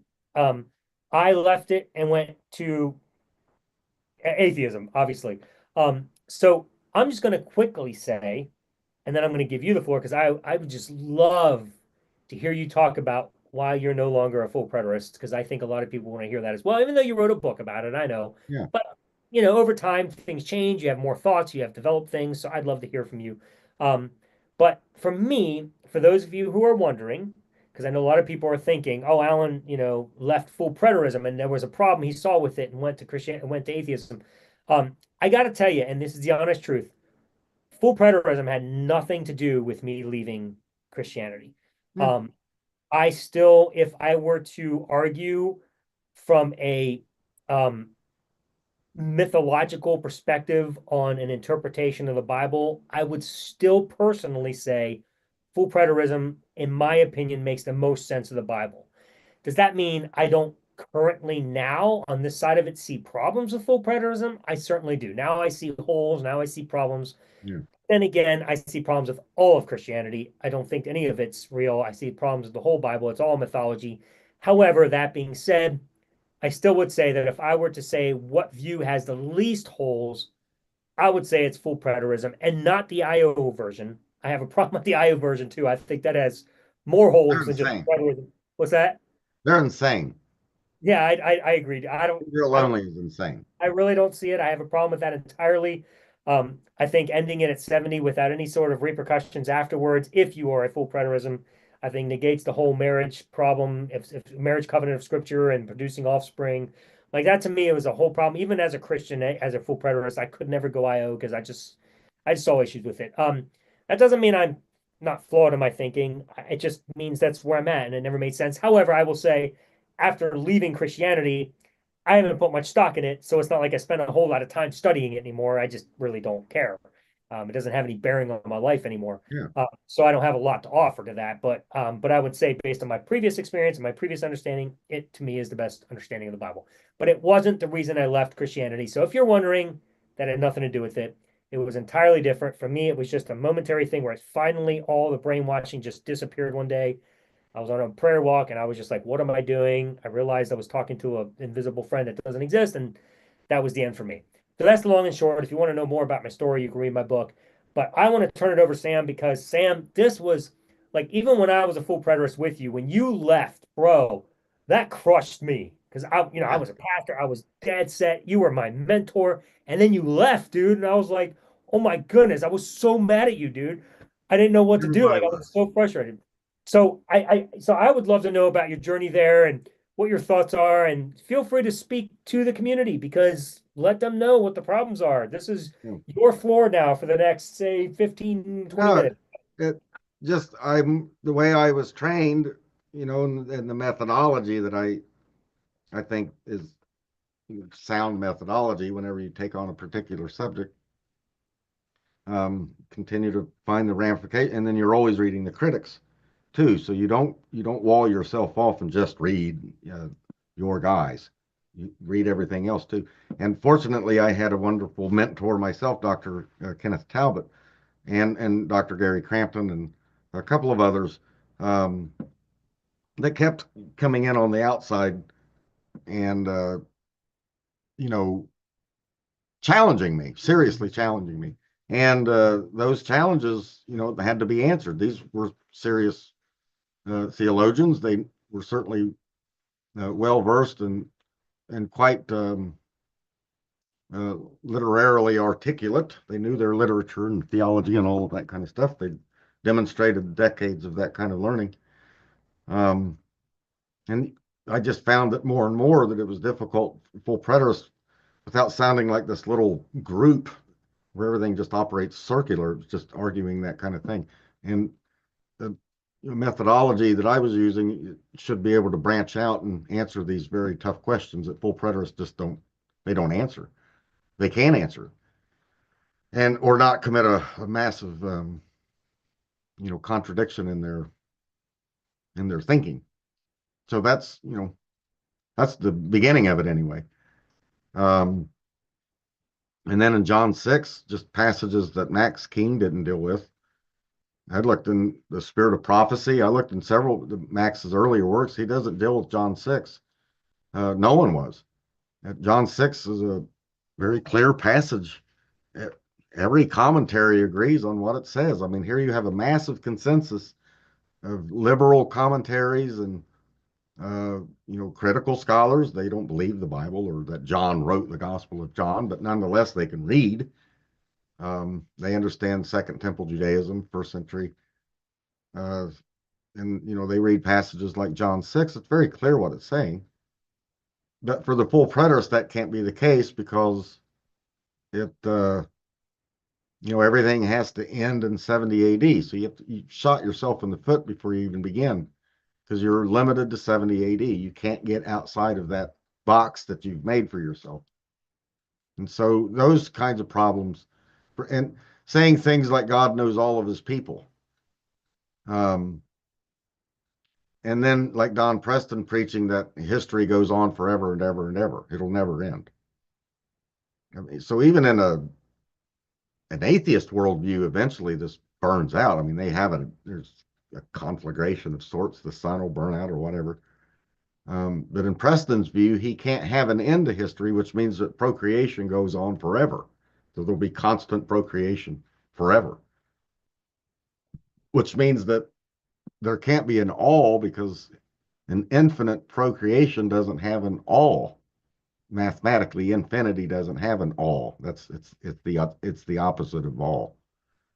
So that's a problem. That was a big problem. And if eventually some full preterists were saying, well, eventually there may be an end, the sun may give out one day or whatever. Um, well, and they yet still believed in God. So if it will or possibly might end one day, then that would be a last day. And wouldn't God know that? And they'd say, well, yeah. So that's a last day, which sounds remarkably familiar to John chapter 6, which you're putting to 70 AD. And so none of that stuff for me, that's where the unraveling started. I'll stop there, but that's where the unraveling started. For me, anyway. It just these were philosophical, logical, uh, theological problems. And then when Don Preston started talking about that Jesus's body was disseminated and reabsorbed back, I was like, this, no, that it was so many things. What started off for me was simply an eschatological view. It was just eschatology. It was just making a few tweaks here and there about eschatology. It wasn't that big of a thing. I thought it enhanced the church. I thought this was better. This is a preterist understanding and spiritual. The idea of spiritual resurrection, or if you want to get a new body in heaven, whatever. We won't talk about those things, but this is a good kind of thing, and really operates with my ecumenical post-millennial Christian victory kind of thing, and you can merge all that kind of stuff in together. That was the initial thoughts back in the 1990s coming into this. Increasingly, though, as we continued to push the boundaries, we started getting into ecclesiology. A lot of full preterists, when I had a church and when you had a church, a lot of full preterists were attacking me because there's no elders or pastors today. That was for 70 AD transition generation. That was not for us today. And I was getting attacked by the full preterists. I'm like, well, we want to have continuity with church history. I mean, we don't want to just drop out of the sky somewhere. And well, ecclesiologically, we were wrong, not just eschatology. And then we started talking about Christology. Jesus is no longer a human being. He retains the memory of being a human being, but he himself right now is no. So the two natures, one person. That we have to jettison that away. And then progressive sanctification. And we got to get rid of that one too. That's where I was like, you know what? This isn't Christianity anymore. We're redefining every catalog, every entry. We are redefining it on the basis of 70 AD. We're redefining everything else on the basis of 70 AD, on the basis of the interpretation of these so-called time texts, which scholars have debated that from here to Timbuktu. But we don't consider any of that because we've got it all figured out. And that's where it unraveled for me. It's like, no, this can't be right. Here again, I'm going to go back to my belief in God. My conviction, my conscience was severely it was a moment where John 6, uh, it just, it hit me and I knew the ramifications. I understood, my God, I'm wrong. I took this to Dr. Talbot in private and I said, I've got a problem. I got a real problem here. He goes, you look upset. And I said, I've been selling a product here um, that doesn't work. This doesn't work. I don't know what I'm doing here. Um, what do you do with this? And I presented the problems to the full preterist and just received ridicule back. Well, 70 AD, we 70, like, look, the whole Bible can't be about 70 AD. Uh, it's it's almost as if then the scales just fell off and then everything just again, that we argued against, that we were arguing against, just all of a sudden just made sense. Jesus has not come back. Even the critical scholars are correct, even though they say that, yes, they believed in an imminency in the first century. It didn't happen. The reason why they say it didn't happen is because it didn't happen. Full preterist, on the other hand, takes the "it didn't happen" part and spiritualize it and say it did happen spiritually. There's not a scholar in the world that buys that. They clearly see a vicious circle there and say you are mind-bendingly reducing language because you have such a strong agenda going on that you have to reinterpret the language of decreation and fit it into 70 AD. And scholars in general don't like that kind of methodology. They usually spot that and say you're clearly biased, very biased, strongly biased. We're all biased to one degree or the other. But here's the vicious bias. IO does the same thing. Every time you mention Gentiles, that's Israel. It's the circuit. It's like, well, you can't. What about Genesis 10? Oh, that doesn't count. Okay. But let's see. Ruth. What about Ruth? Well, Ruth, she came from a family of Israelites that reabsorbed back in through the Moabites, but she had some Israelite blood in her originally. Okay, you know how dumb that sounds? But you have to reason this way because that's Israel only. Well, full preterism does it's so bound up with these time texts, and it was so committed to this idea that this has to be fulfilled in the first century. Now, in my readings now, in the last 15 years since I left, I have found here's J.A.T. Robinson, Jesus and His Coming. This is my view. Yeah, he gets it. And I found a bunch of people, Ben Witherington and others, they don't take the time text the way that full preterists or dispensationalists take them, or preterists in general take them. They take them in a completely different light. That was a big eye-opener to me. For example, the Lord is near. That phrasing is found in the Septuagint quite often. The Lord is near those who call out to him. The Lord is near to those who are broken and contrite of heart. The Lord is near to those who are humble. Draw near to the Lord, and he will draw near to you. Same words. That doesn't mean that the Lord is near to the contrite. Means to those contrite in heart, God is 5 hours and 6 minutes and 32 seconds away. No, it means he's here. This glass is near me. Let me put it literally. It's in hand. It's at hand. It's present here. That's what the phrase means.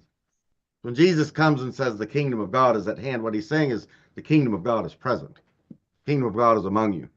You have to have eyes to see it and ears to hear it, but it is here. It's present. It always has been here. It always has been present.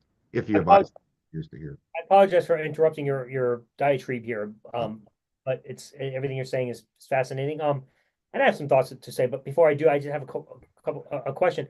So, so the near and at hand statements. I mean, while I may or may not disagree, I can see your point on those, but how do you handle the text like in Matthew 16, 27, and 28 that give not a time statement as much as a group statement, of people statement, or this generation will not pass away, Matthew 24. Like, how do you handle that? How do you postpone those comments to 2000? Because the basic argument is, how can those people be alive for 2,000 years, right? So yeah.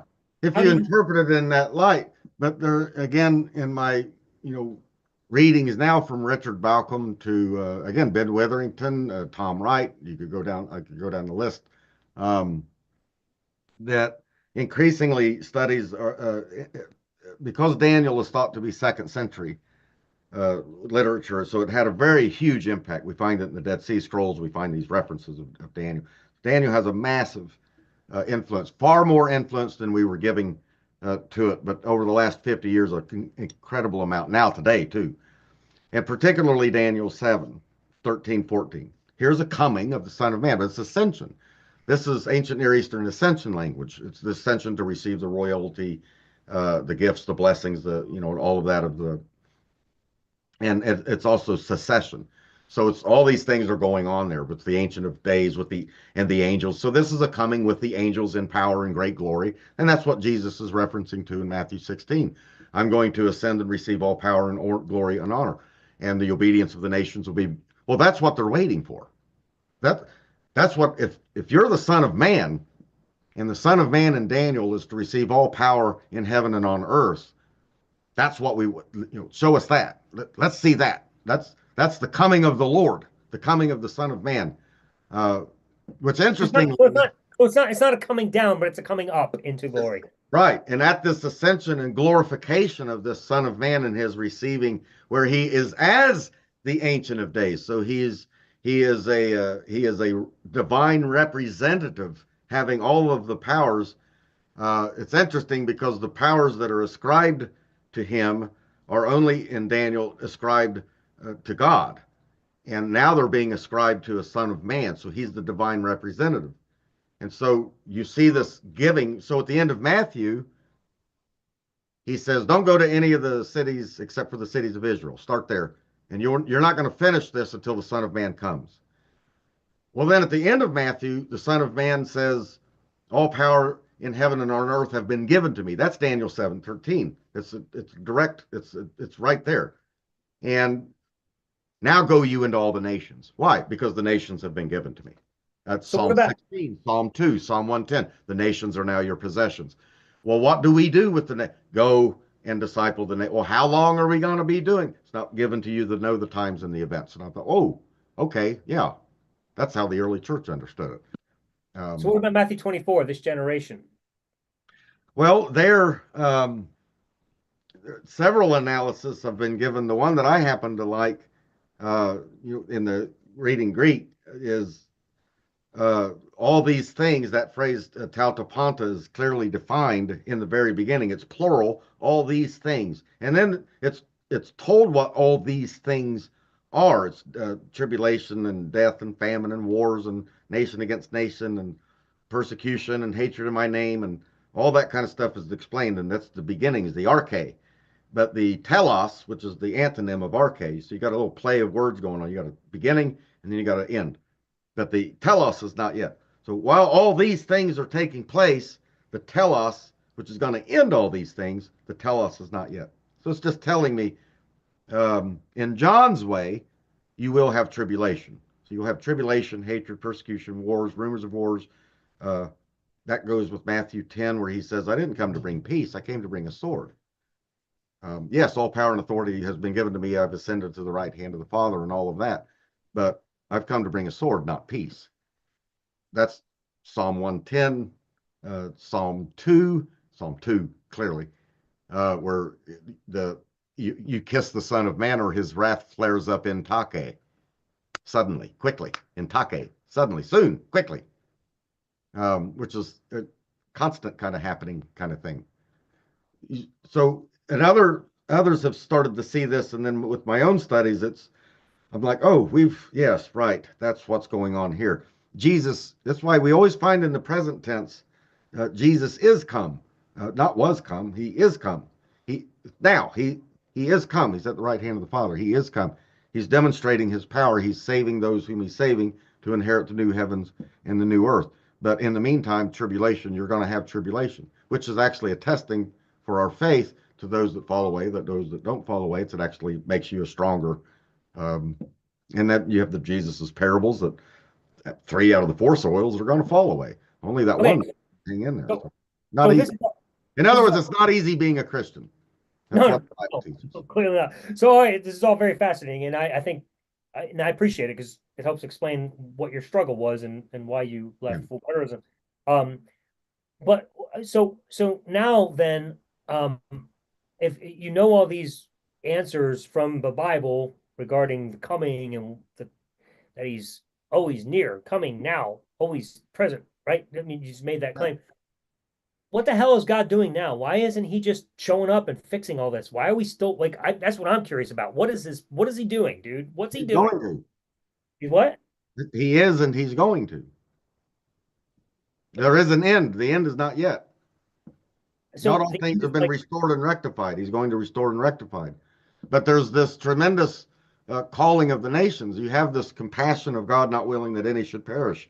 You have all of this kind of stuff going on. I believe that God is full of grace and full of mercy. I think that he saves even people such as yourself who may say your faith. I think that God is very full of grace and very, very full of mercy. I'm not one of these guys that you have to be a Baptist or you have to be a Catholic or you got to be a Calvinist or you got to be a Nazarene. I think that God is full. If you read I love the theologian Walter Brueggemann. He's such a wonderful Old Testament scholar. If you read and let the Hebrew scriptures in their stories speak, what about Naaman? Who's this guy? Who is this guy? What he's blessed by the prophet. Now Naaman doesn't. We don't know what becomes of his life, but he's blessed. And then Jesus later on, way down the line, picks up this story of Naaman. There's a reason why he does that. And then it angers the Jews. They get mad when he brings up Naaman. Or Elijah, he goes to this Syrophoenician, he goes to this non-Jew. And those are the two obscure peoples like Naaman he brings up. God saved Naaman. This is how good God is. We find a lot of this. I just read a wonderful book about evangelism in the Old Testament. And it's like these guys were evangelizing all the time. There was constant, the kings of Egypt knew who God was. They believed in their God. Abimelech believed in God. They acknowledged the God of Abraham. They say this. So salvation's going on all over the place. And in the end, John sees a vision of an innumerable multitude of which no man could number or count. So for me, uh, it's not about what about the innocent child that I think God's grace is going to handle. He's fully well aware of all of that. I don't think God is some capricious, I hate babies, I'm killing children. He sees beginning and end, and it's all works towards good. It's all right. unfathomable to me. It's like Karl Barth says, it's entirely I can't, but it does give me a glimmer and a spark and a motivation in my spirit, by God's spirit. In spite of the chaos I see around me in the world, my God, there's hope. One So person at a time, one person at a time. If I can help one person at a time, if I can give them my shirt off my back, if I can serve and say, what do you want me to do for you? How can I help? How can I be of service? Then right. I'm making that's just how it works. I think Jesus explicitly teaches that about clothing the naked and feeding the hungry and visiting those in prison and all of that kind of, because those are human beings, they're people, they have meaning, they're created in the image of God. And Right. All I right. So don't know what God is doing uh, in right. people. And So and don't go around judging and pointing your fingers, or Lord, don't spend your life going around us versus them. yeah, okay. So Do that. and you don't know what God is doing, and neither does anybody else. He's And bringing justice in the world. I know that. But right well, now, Jesus said, I came to bring a sword. And and then Revelations, tribulations and bowls and wrath and all kinds of and it comes down bad to stuff. your view of God and somebody else's view of God. So really, what it comes down to is everybody believes whatever they want about God. So there's no real substance or definitive answer. It's just your opinion versus somebody else's opinion, because it all comes down to my Again, I experience. travel around in a lot of churches. We have a ministerial association, and we meet every second Wednesday. We meet at each other's churches, and that has been growing. So we've got Brethren and Christian and Friends, Wesleyan Holiness, Methodist, Presbyterian, and Church of God. And we all meet together and worship, and the conversations are just absolutely wonderful. Um, and people have asked me, Sam, how do you get along with a Wesleyan Holiness? I said, because he's a man of God. I love this guy. I love their church. I love the people that are there. They're wonderful people, very active. And they love us. We do things together. We're helping each other. Yeah, yeah. All right. So I'm gonna cut you off, Sam, because we got to get to questions and we got to end this by Yeah. 7, as I promised you. But what I'm hearing Okay. ultimately, everybody's got their own view, and you all just believe whatever you want about God. So again, for me, That's not true. That's not well, true. it is true because you have your view of God and No, they have theirs. no, they What I'm trying to express there is I can talk to a Wesleyan holiness because we have the same view. Well, so do preterists, but not. So you all No, have the their same view, but Jesus not. is no longer a human being. Everybody has a different view, but not. What? Like, it's it's a Yeah, Christianity. my view is shared with billions of people, Oh, so except I not. feel quite Except comfortable. some of your views are shared with billions of people, but Yeah.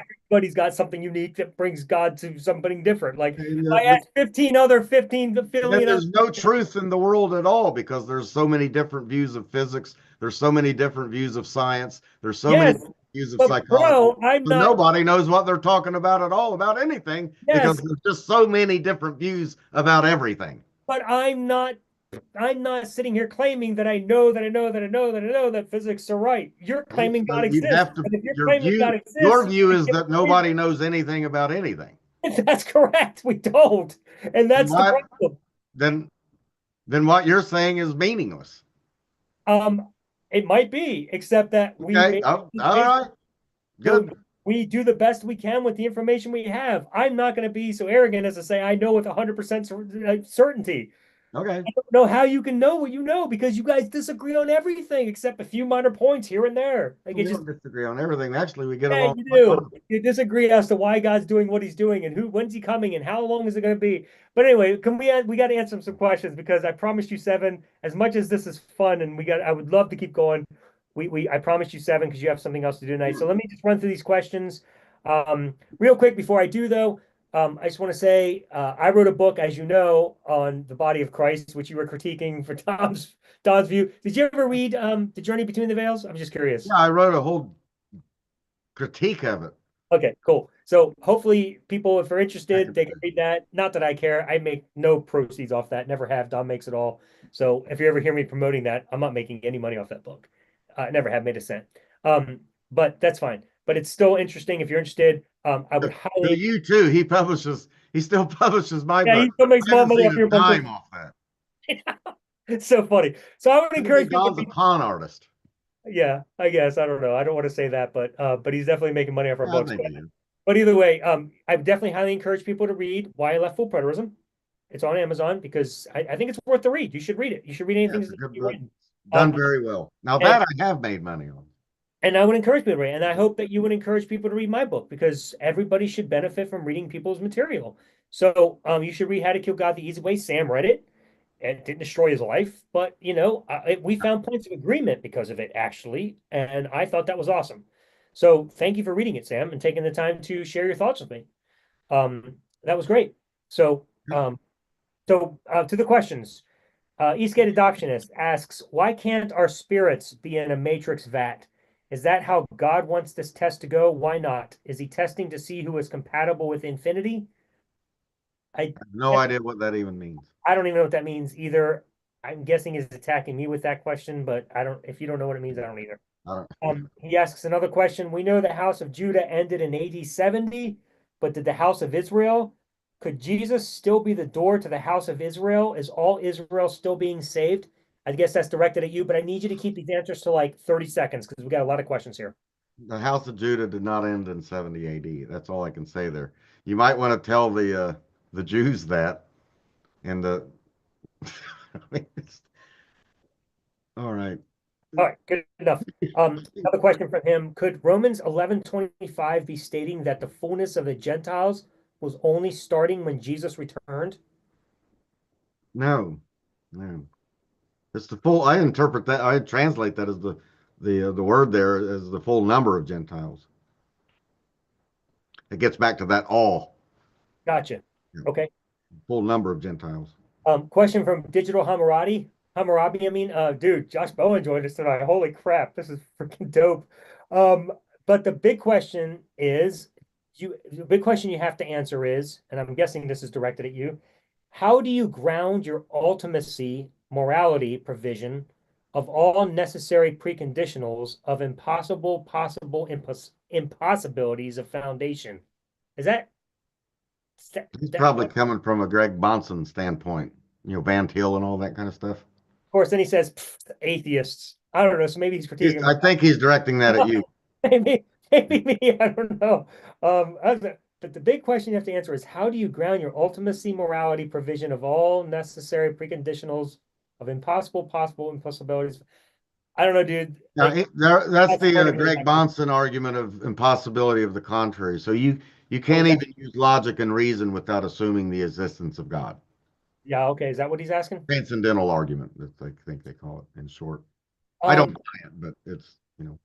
okay. He asks another question. Everyone is dodging and obfuscating on my clear and circumspect questions. Typical atheist canard. Huh. Well, Yeah. maybe this isn't who I thought it was, Digital Hammurabi. I thought that was Josh Bowen, but maybe not. I don't know who that is. Well, I don't know how to answer those questions or even respond to that. I'm not sure what that second one wasn't a question. It was more of a I'm comment. glad that you answered the way that you did as most atheists that I read, like Stephen Jay Gould, and I really like Stephen Jay Gould. He's very clear in what he said. There's no purpose or but so why do we do what it is that we do? I don't know. Our dopamine and endorphin glands like it. Some people do, some people don't. We're, whatever. Don't try to rain on anybody's parade, I guess. But if you want to, I don't know if you can get away with it. We stop people like that. But he doesn't have these grandiose kind of answer kind of things that some of the older atheist arguers tried to have. And that's that question I think is rooted in morality and ethics and all of those types of things. But anyway, that would take, Lord, we'd be here for years discussing that stuff. Um, we need to end in 1 minute. There's not really any more questions. Lance So Conley. this will be recorded. Oh, Lance, Well, Lazarus Conley. I'm guessing that's Lance. I don't know. That's Lance. Says Don should pay Alan and Sam for the books. He still got I'd be I a mean, couple look, dude, $1,000 anyway. when I entered into agreement with him, if I recall correctly, that was the agreement. So I can't really knock him. Although you'd think, Well, I can't here's a remember. little stipend, I thought I was supposed to just make something. I thought I was supposed to make something on it, but I can't for the life of me find the emails or the text. So I don't know. I do remember giving him the rights. So it is what it is. I have nothing negative to say about that. I really don't. I've always liked Don. Don's a gentleman. I don't have any issues with him. You may. That's not my Hey, battle. That's your dog, not mine. So I love Don. I think he's a great gentleman. He's never done anything wrong to me. I certainly hope that he and I will have a chance to have our debate on the you should have him on your show. I want to. I want to have a debate with him. I would love to do it on either Myth Vision or History Valley because I would like to get an audience for that one. But I've been challenging him, and he says it's a possibility. He claims he's busy right now, so I just got to wait it out and hope that he comes through. But that would be a fun debate. But anyway, Sam, This is going to be recorded so people can watch it and all that stuff. yeah, as soon as we end right now, it's gonna go onto YouTube. So it's just this was live, and then it's gonna be the post show is gonna be on. Sam, I promise you a 7. I'm gonna end it right now, but I can't tell you what a privilege it was to have you The honor is all mine. on the Unraveler show. No, bro, trust me, the honor was mine, bro. And I do consider you a friend, so I don't. do We'll talk again in the future and all that kind of stuff. absolutely. People. And eventually, you're going to come around to believing that Jesus is God and that you made a mistake. That's my prayer. That's my prayer anyway. Sounds great, man. Oh, whatever. We'll talk some more. But there's Mark the day. people have this thing that if you're like talking loud to each other that you hate each other. That's just not true. But I love Sam. Sam and my wife and I talk. I love it. She loves it. We're like, bro, I love you. You got something else to go to, but thank you so much. Thanks for being on the Unraveler show, everybody.